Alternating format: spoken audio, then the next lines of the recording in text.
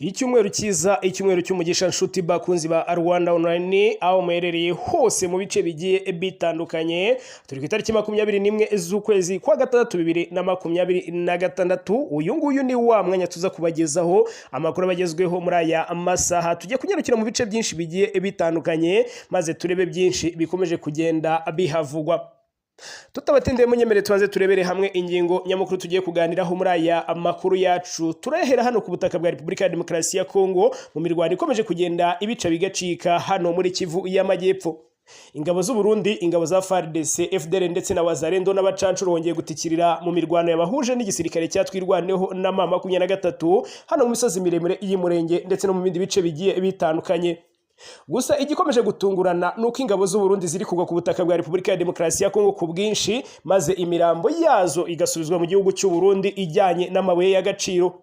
Hari amafoto yakomeje kugenda acicikana ari gushyirwa ahagaragara, aho rero imirambo y'abasirikare b'u Burundi iri kujyanwa bayiziritseho cyangwa bayishyizemo amabuye y'agaciro. Hari byinshi bikomeje kugenda bivugwa, byose tugiye kubirebera hamwe muri aya makuru yacu. Tukiri hano kandi mu gihugu cy'u Burundi ibintu bikomeje kugenda abirushaho kuba abibi cyane, aho rero mu mujyi wa Bujumbura inkongi y'umuriro yibasiye isoko rinini cyane. Ibi bibazo byongera kuvuka aho amasoko menshi akomeje kugenda yibasirwa n'inkongi y'umuriro hano mu gihugu cy'u Burundi. Yishi kubijyanye n'ino nkongi nabwo yongeye kurikoroza, nabyo turaje tubirebere hamwe muri aya makuru yacu. Tukiri hano mu gihugu cy'u Burundi kandi Perezida Evariste Ndayishimiye yatunguye benshi, aho yemeje yuko kuva igihe yabereye ku buyobozi imyaka imaze kurenga 6 atunguwe nibwo maze kumenya kuyobora. Perezida Evariste Ndayishimiye yatunguranye avuga yuko ariko akimenya kuyobora mu gihe amaze kuyobora manda zirenze imwe.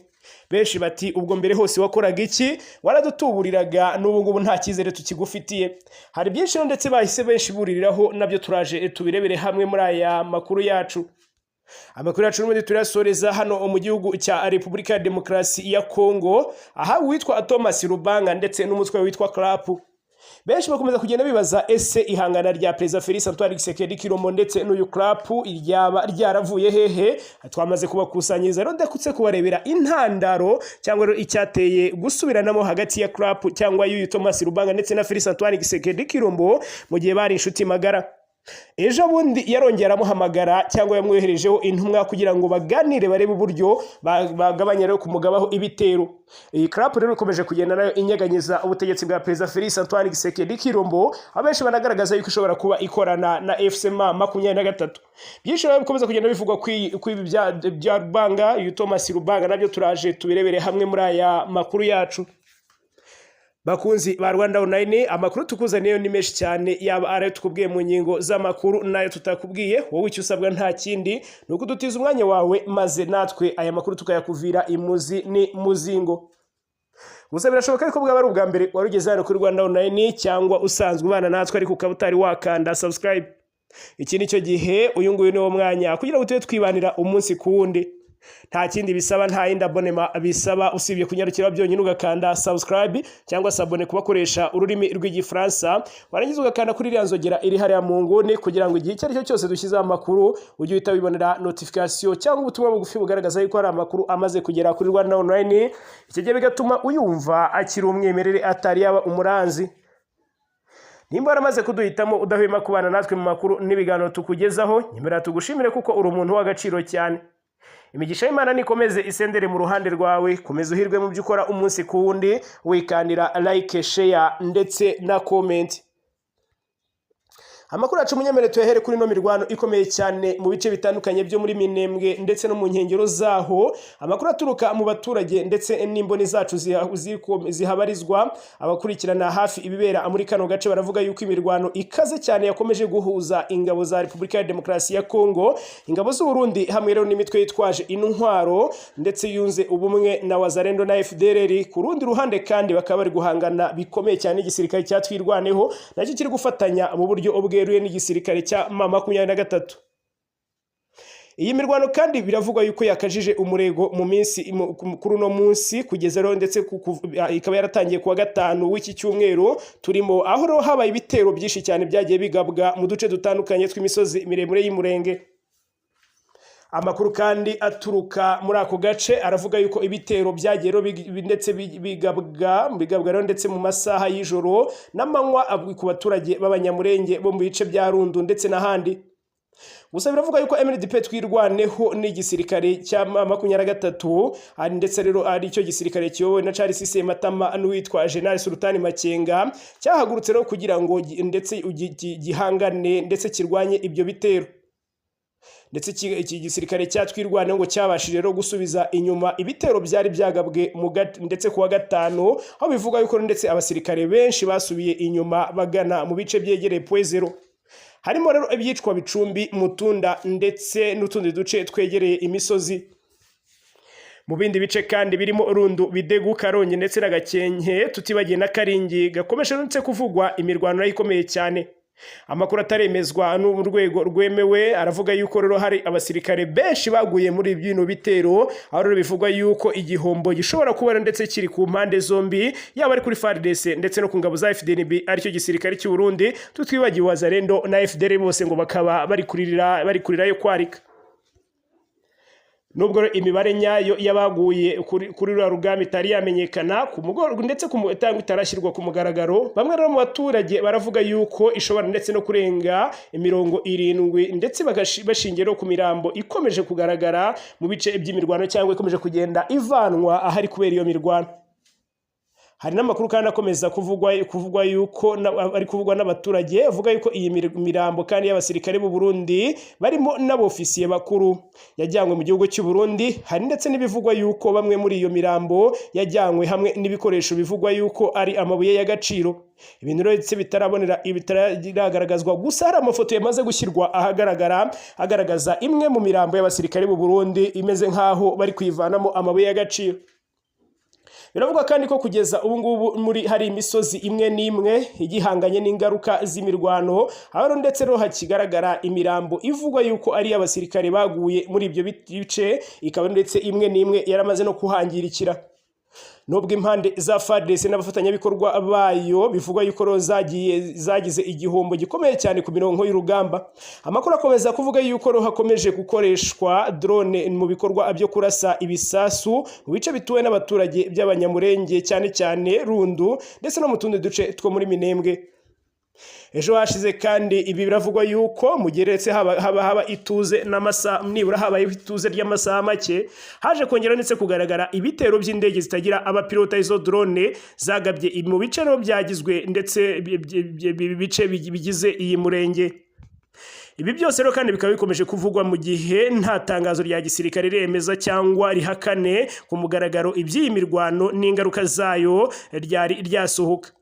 Icyakora umutekano w'abaturage bo muri Minembwe ukomeje kuguma mu kaga gakomeye cyane kubera gukomeza kwiyongera kw'ibikorwa by'intambara muri kariya gace.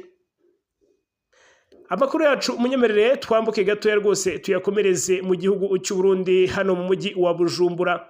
Inkongi y'umuriro yibasiye isoko ndetse n'ibibazo bikomeza kugenda byiyongera hariya mu gihugu cy'u Burundi. Mu ijoro ryo kuwa gatandatu urishyira ku cyumweru, inkongi y'umuriro ikomeye cyane yadutse mu isoko ndetse rihahirwamo imbaho riherereye hano muri quartier Jube, ni mu mujyi wa Bujumbura hafi y'itorero ryitwa Eglise Vivante. Uwo murimo kandi uwo muriro wakomeje gukwira no kwangiza ibikorwa by'ubucuruzi, mu gihe inzego zitandukanye ndetse zigihugiye mu gushaka uburyo bwo kuzimya ndetse no gukumira uyu muriro ushobora kuba wakwira mu bindi bice bigiye bitandukanye. Amakuru ya mbere arava aho ngaho byabereye aragaragaza yuko uwo muriro watangiriye mu bice by'amajyepfo ndetse y'iryo soko hafi y'umuhanda uzwi cyane nka Avenue ya 10, nubwo ndetse cyateye iyo nkongi kitari cyamenyekana mu buryo ndetse bwemewe n'inzego zibifitiye ububasha. Abaturage muri ako gace kandi baravuga yuko babonye ibimenyetso by'umuriro ndetse mu masaha y'ijoro mbere yuko ukwira vuba cyane mu bubiko bw'izo mbaho n'ibindi bikoresho by'ubucuruzi byoroshye gufatwa n'uwo muriro. Abaturage batuye muri quartier Jube ndetse n'abacuruzi bakorera muri ako gace bagaragaje impungenge zikomeye cyane bitewe n'umuvuduko uwo muriro wakwirakwiranye. Bamwe mu baturage bahise bihutira gutanga ubutabazi bw'ibanze.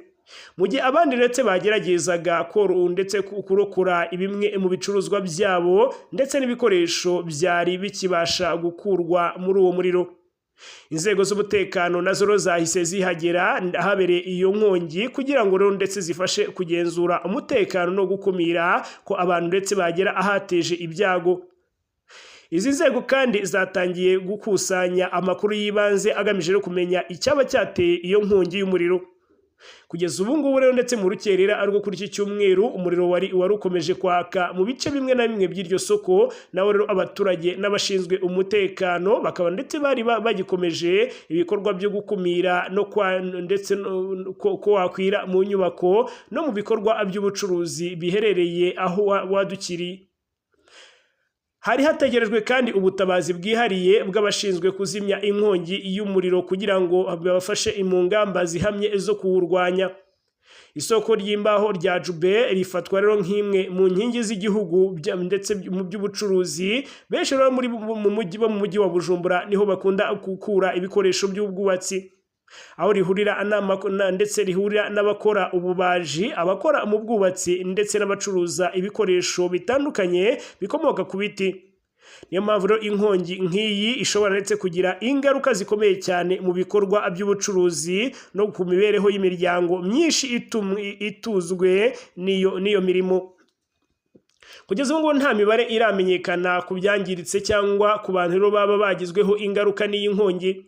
Inzego zibishinzwe ndetse zitegerejweho gutanga itangazo rirambuye rigaragaza rero icyateye umuriro, ingano y'ibyangiritse ndetse n'ingamba zifatwa mu rwego rwo gukumira ibyago nk'ibi ngibi ko bitazongera kuba mu gihugu cy'u Burundi. Perezida Evariste Ndayishimiye umaze kuyobora manda zirenga 2 amaze yatangaza yuko aribwo akitangira kumenya kuyobora, benshi bamuha inkwenene.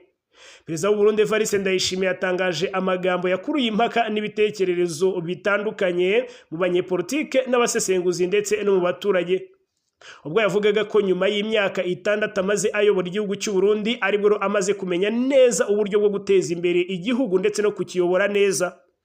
Benshi bakomeje kugenda bibaza nimba mbere hose yarabatuburiraga, dore ko rero ubwo mbere yose bivuze yuko nta kintu yigeze ayobora.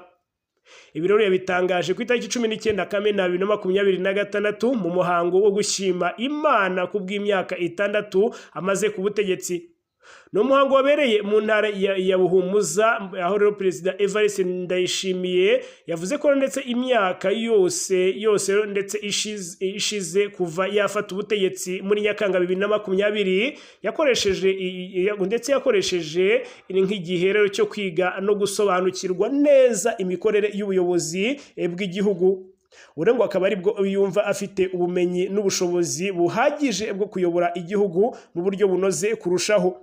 Gusa ahangaha benshi bakomeje kugenda babigaragaza yuko ari ukugaragaza inyota gifitiye ubuyobozi, aho kugira ngo ubuyobozi bigaragara yuko atazigera aburambika. Mu ijambo rye Perezida Evariste Ndayishimiye yasobanuye ko igihe cyose amaze ku butegetsi cyamubereye nk'ishuri ryamufashije gusobanukirwa uburyo igihugu cyatezwa imbere. Ibiro ndetse yabitangaje ku munsi w'ejo mu muhango wo gushima Imana ku bw'imyaka 6 amaze ku butegetsi wabereye mu ntara ya Buhumuza. Perezida Evariste Ndayishimiye kandi yavuze ko imyaka yose ishize kuva yafata ubutegetsi ariho akomeje kugenda yumva icyanga cy'ubuyobozi. Ati imbere y'iyo myaka 6 ndetse nababwiye ko ntacyo ndakora kuko rero nari nkiri kwiga. Ubu rero nabonye impamyabumenyi, namenye uburyo bwo guteza imbere igihugu. Benshi bakomeje kugenda bicuza bibaza ukuntu imyaka 6 yose yamubereye impfabusa nk'umukuru w'igihugu. Benshi bati ibingibi ntago byari bikwiriye. Yakomeje avuga yuko mbere yaho yatekerezaga ko iterambere ry'u Burundi ryashingira cyane ku nkunga z'amahanga, ariko nyuma y'igihe amaze ku buyobozi yaje gusobanukirwa ko igihugu kigomba kubaka iterambere rishingiye ku bushobozi bwacyo bwite ndetse no ku musaruro w'abaturage.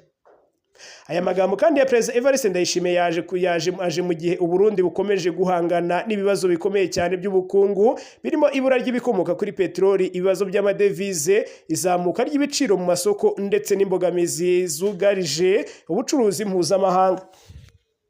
Abasesenguzi bamwe rero baravuga yuko kwemera ko imyaka 6 yabaye imfabusa igihe cyo ndetse kuko yabaye igihe cyo kwiga bishobora gufatwa ndetse nk'ubunyangamugayo bwo kwemera ko kuyobora igihugu bisaba uburambe n'ubumenyi. Gusa rero abandi bakaba babibona yuko nk'imvugo ishobora gukemangwa cyane cyane ko rero ndetse perezida aba yarahawe inshingano zo kuyobora igihugu kuva ku munsi wa mbere yinjira mu biro. Harabibaza rero uburyo umukuru w'igihugu amaze imyaka 6 yose ku butegetsi ashobora kuvuga ko aribwo amaze kumenya kuyobora, mu gihe rero abaturage baba baramushyizeho bamufitiye icyizere cyo gukemura ibibazo byabo byose kuva yatangira manda ye. Mu myaka 6 ishize ubutegetsi bwa Perezida Evariste Ndayishimiye bwagiye buvugwaho byinshi cyane mu rwego rw'ubukungu, nubwo ndetse hari gahunda zitandukanye za leta zigamije ndetse kongera umusaruro w'ubuhinzi, guteza imbere ibikorwa remezo ndetse no gukangurira abaturage kwihangira imirimo. Abaturage benshi kandi bakaba bakomeje kugaragaza impungenge zishingiye rero ku mibereho igenda irushaho kugorana. Ibibazo by'ibura rya esansi, amafaranga y'amahanga ndetse n'izamuka rikabije ry'ibiciro by'ibicuruzwa by'imbere ndetse ni bimwe mu byakomeje kuvugwa cyane kuri manda ya Perezida Evariste Ndayishimiye. Ku rundi ruhande kandi ishyaka riri ku butegetsi ariryo CNDD-FDD riravuga yuko igihugu kimaze guteza intambwe zigaragara mu kubungabunga umutekano, kongera umusaruro mu nzego zimwe na zimwe no gukomeza gahunda z'iterambere ry'imbere mu gihugu. Perezida Evariste Ndayishimiye kandi yavuze yuko ubu amaze kubona ubumenyi n'ubunararibonye bihagije bwo gukemura ibibazo igihugu gifite ndetse no kwihutisha gahunda z'iterambere. Ibi byatumye rero bamwe batekereza kureba niba koko imyaka iri imbere izarangwa n'impinduka zifatika mu mibereho y'abaturage ndetse no mu bukungu bw'igihugu. Gusa rero ndetse kubakurikiranira hafi politike y'u Burundi, amagambo ye kandi akaba akomeje kuba isoko y'impaka ku ruhare rw'abayobozi mu gihe bamaze imyaka myinshi cyane ku butegetsi, ndetse no ku buryo abaturage bapima ibikorwa by'ubuyobozi hashingiwe rero ku musaruro bugaragariza igihugu. Iyi mvugo ya Perezida Evariste Ndayishimiye kandi ivuga ko imyaka 6 ishize yaragiye kwiga kuyobora igihugu, ikaba ishobora no gusobanurwa mu buryo bubiri.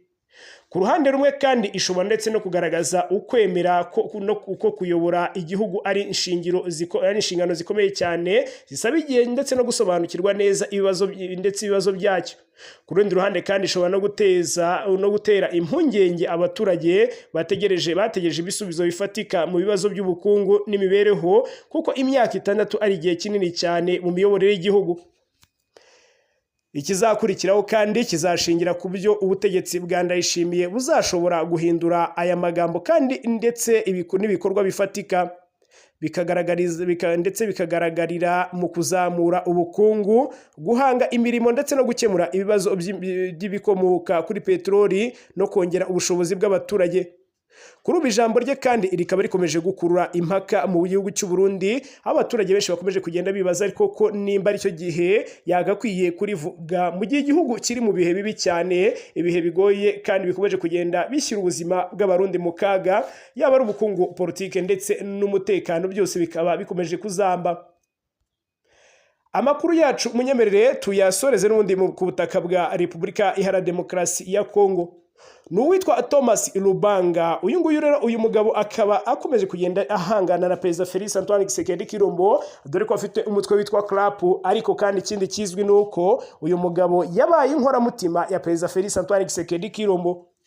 Perezida wa Repubulika ya Demokarasi ya Kongo Félix Antoine Tshisekedi Tshilombo yigeze kuba inshuti magara y'umuyobozi w'umutwe w'iterabwoba ndetse witwaje intwaro witwa CLAP FRP ya Thomas Lubanga Diro.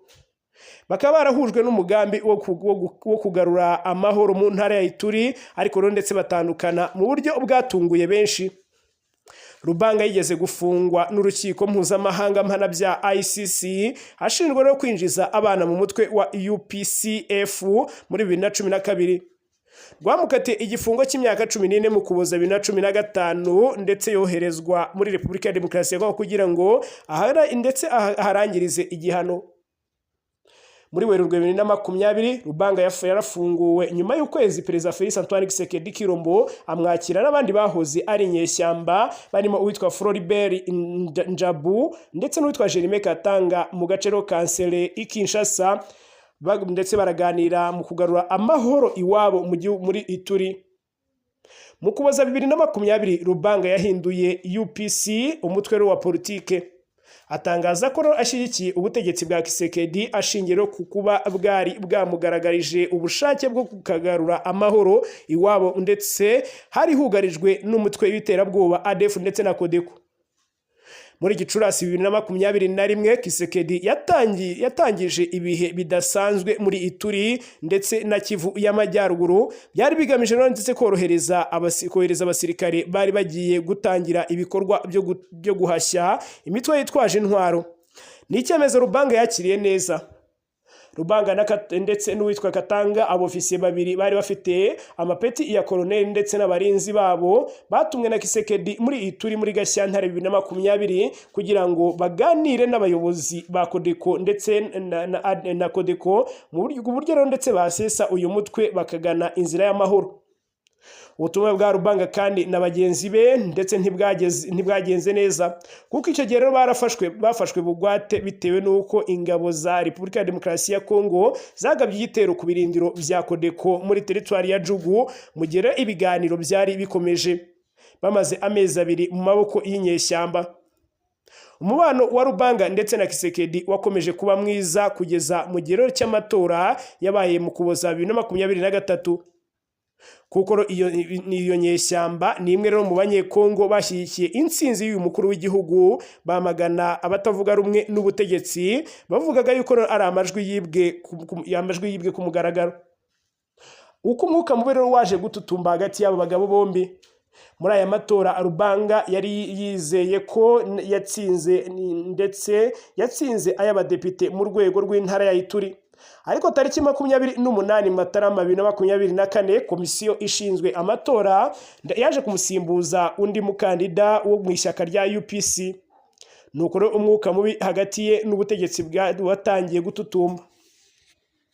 Umunyamabanga mukuru wa UPC Jokaba Lambi yasobanuye ko ndetse mu byenyegeje umwuka mubi harimo ubuyobozi bwa Ituri bwanze guha Thomas Rubanga abapolisi n'abashinzwe iperereza, ndetse bakamuhereza mu butumwa bwo kugarura amahoro mu kibaya cy'ikiyaga cya Albert. Muri Kamena 2024 umuvugizi w'igisirikare muri Ituri Lieutenant Jules Ngoga yatangaje ko ishyaka UPC rishyigikiye umutwe witwaje intwaro wa Zaire ndetse ukorera muri Jugu, kandi ko ndetse benshi mu barinzi ba Rubanga aribo ndetse no bawuyobora.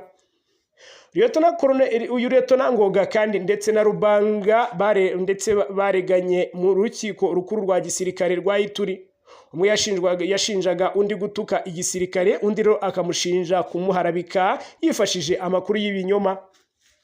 Muri Nyakanga 2024 Rubanga yafashe icyemezo cyo guhungira i Kampala mu gihugu cya Uganda, ahategurira gahunda yo guhuza imitwe yitwaje intwaro ikorera muri Ituri bakarwanya ubutegetsi bwa Tshisekedi, ariko we imwero ndetse nka Codeco yarabyanze, wa Zaire urabyemera.